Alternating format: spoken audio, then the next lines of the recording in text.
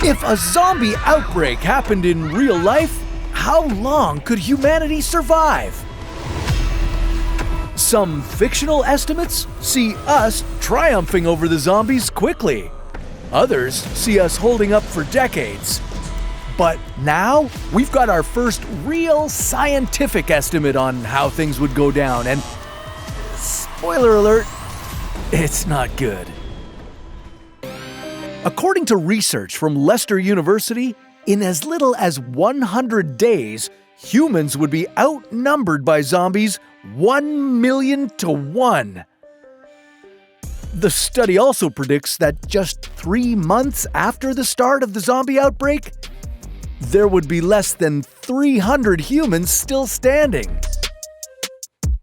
And in case that's not depressing enough, less than a year later, everyone would be dead.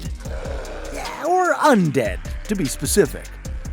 So, what can we do to change this grim outlook? Well, coming up with a strategy to ensure humanity's survival for more than 100 days might be a little daunting, so let's just start with getting you through the first 30 days, and then we'll go from there. The 3 most important things to do to survive the zombie apocalypse are secure shelter, gather supplies, and stay healthy. Unfortunately for you, every other human on Earth will be trying to do the same things, but you've got a couple of secret tricks up your sleeve. This plastic bag and this handful of crickets. Want to know how they come into play? Well, let's get to the plan. You know, sometimes making videos about the undead can be a little too intense. So yesterday, we took a break to focus on something a little more lighthearted. Murder mystery. We hosted a killer board game night at work with Hunt a Killer's Dead Below Deck. This game throws you into an electrifying murder mystery with shifty characters and evidence that had us feeling like Sherlock Holmes. Hunt a Killer is everyone's game with single box cases, multi-part sagas, and 6 or 12-month subscriptions. You can play solo or with your squad, and if you're baffled, we'll hit up the spoiler-free online community for help. Gameplay's off the charts, no rules, no clock, just you, clues, and a mystery to crack. You know what I loved most about it was how immersive it was. Some games even add digital elements like AI chats and real actor interactions to bring the game to life. It's perfect for team nights, date nights, family nights, whatever you want. Head on over to your local Amazon, Target, or Walmart to get your own Dead Below Deck game today. Thank you to Hunt a Killer for sponsoring this episode.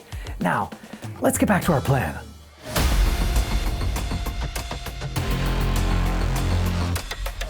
On day 1, news of a strange outbreak hits your TV screen. People are biting other people, exhibiting aggressive behavior, and just not dying. Mummy's dead. No, he isn't. Get up! Rule number 1 in any crisis: don't panic. Use this day to gather your essentials: water, food, first aid supplies, and tools. And yeah, some sort of weapon. It's better to be safe than sorry. Groovy. In the first week, chaos reigns. The infection spreads rapidly through densely populated areas. At this point, it's best to avoid major cities. They'll be the first to fall. If you're in a rural area, you're at an advantage. Set up defenses and secure your shelter. Lay low and avoid contact with others as much as possible. For a more in-depth look at the first 7 days, we'll check out our previous video, Could You Survive a Week in a Zombie Apocalypse? And subscribe to our channel for an ongoing education of survival tips. It's good for your brains.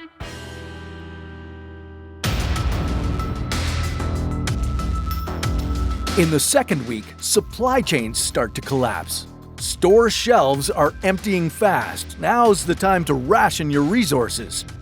4 liters of water per person per day is the golden rule. Now, for food, stick to a high-calorie, low-consumption diet to conserve supplies. You remember those crickets I mentioned earlier? Yeah, well, here's where they come in handy. Crickets contain about as much protein as chicken, but require vastly fewer resources to farm. If you're feeling adventurous, insect farming could be a viable food source. By week 3, services like electricity and running water might be a thing of the past. Now, zombies are attracted to noise, so it's actually a silver lining. Get used to a quieter, simpler life. Also, hygiene is now a priority. Illness and infection can be as deadly as any zombie bite, so stay clean and keep your shelter tidy.